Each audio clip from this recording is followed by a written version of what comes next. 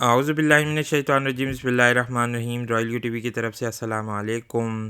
اس وقت افغانستان سے آتی ہوئی انتہائی شاندار خبریں اس بات کی غمازی کرتی ہوئی نظر آ رہی ہیں کہ حضرت امام مہدی علیہ السلام کے کالے جھنڈوں والا لشکر تیار ہو رہا ہے۔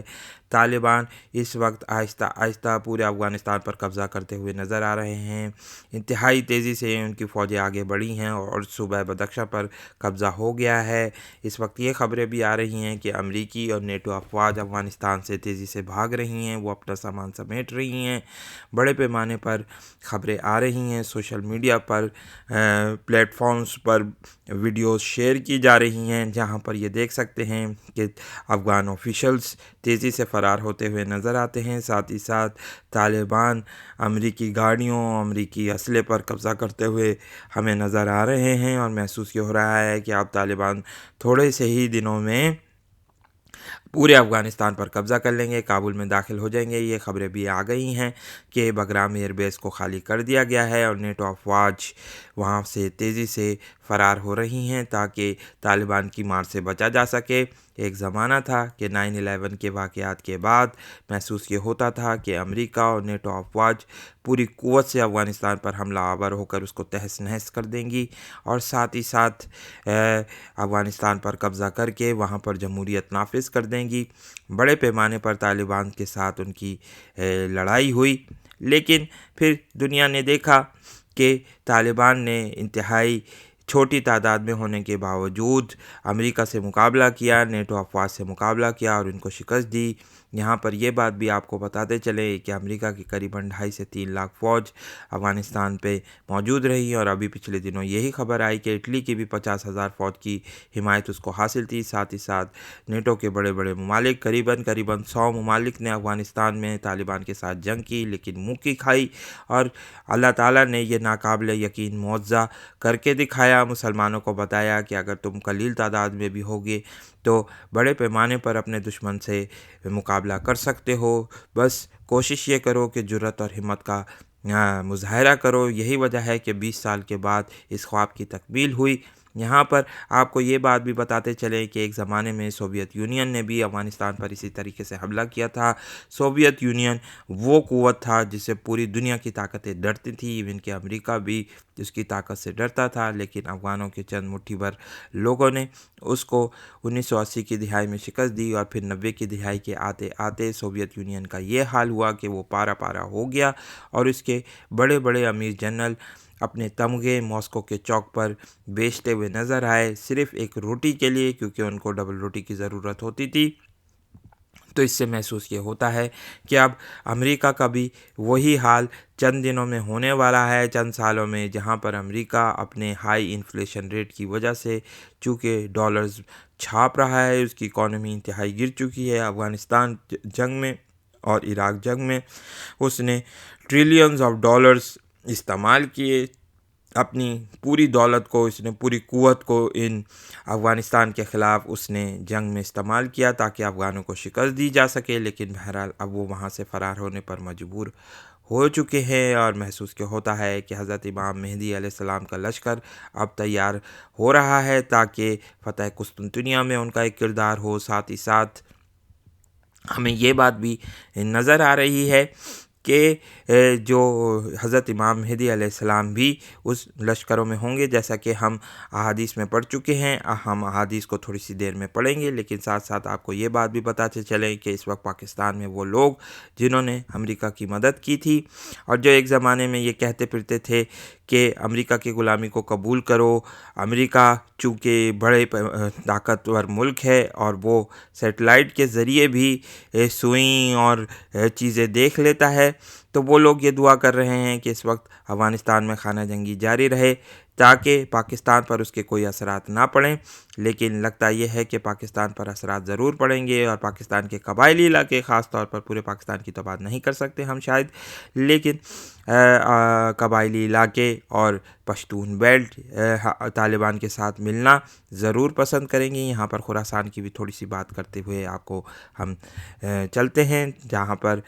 خراسان میں پاکستان کے قبائلی علاقے، جس میں مالاکنڈ کا علاقہ اور قبائلی بیلٹ شامل ہیں، یہ علاقے خراسان میں شامل ہیں۔ افغانستان کا قریباً پورا علاقہ، ازبکستان، ترکمانستان کے کچھ علاقے، ایران کا وہ علاقہ جہاں پر سنی آبادی کی اکثریت ہے، ساتھ ہی ساتھ دیگر دوسرے علاقے بھی جو ہیں وہ شامل ہیں جو کہ خراسان میں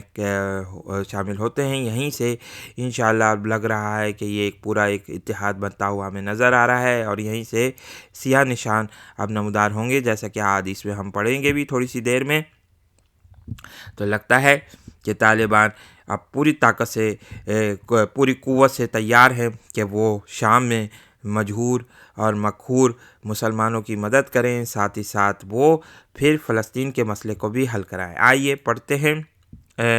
حضرت ابو ہریرہ رضی اللہ تعالیٰ عنہ کہتے ہیں کہ نبی صلی اللہ علیہ وسلم نے فرمایا، کیا تم نے کسی ایسے شہر کا سنا ہے جس کے ایک طرف جنگل ہے؟ یہ مسلم شریف کی روایت ہے جس کے ہم پڑھ رہے ہیں، مشکات شریف حدیث نمبر 5187،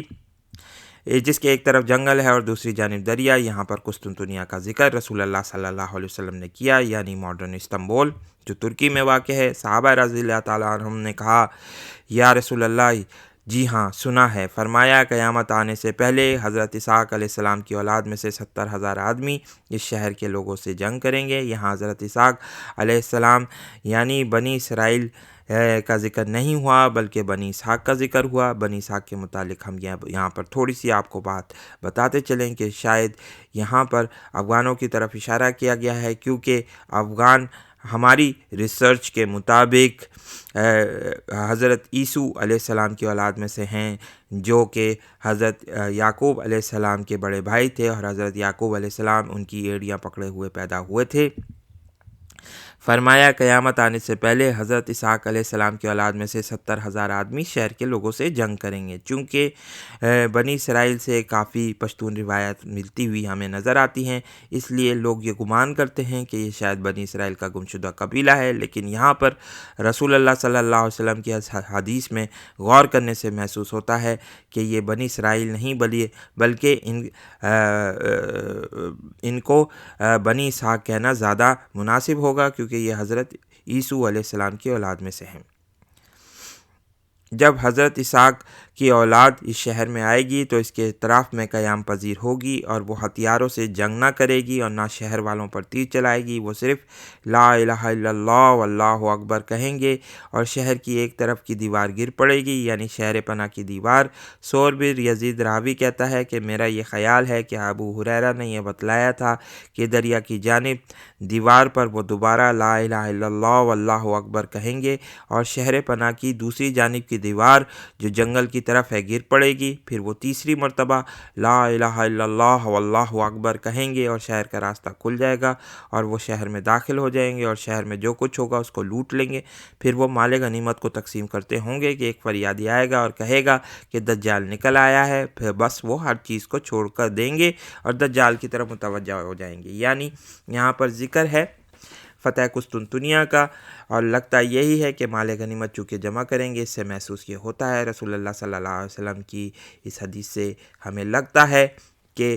قسطنطنیہ پر عیسائیوں کا قبضہ ہو جائے گا، لیکن پھر انشاءاللہ اللہ تعالی حضرت امام مہدی علیہ السلام کے لشکر جو کہ پٹھانوں پر مشتمل ہوگا، طالبان پر مشتمل ہوگا، وہ انشاءاللہ یہاں سے ان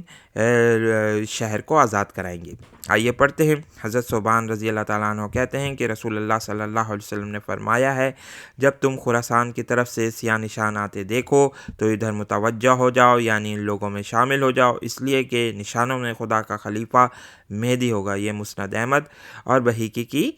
روایات میں سے شامل ایک روایت ہم نے آپ کو پڑھ کر سنائی۔ آئیے کچھ مزید احادیث پڑھتے ہیں جہاں پر کالے جھنڈوں کا اعلان کرتے ہوئے ہمیں یہ احادیث ملتی ہیں۔ رسول اللہ صلی اللہ علیہ وسلم کے چونکہ جھنڈے کا جو رنگ تھا وہ بھی کالا تھا، اس لیے یہاں پر انتہائی خوبصورت احادیث ملتی ہیں کہ قرب قیامت میں حضرت امام مہدی علیہ السلام کی مدد کے لیے یہ کالے جھنڈے والے لوگ آئیں گے۔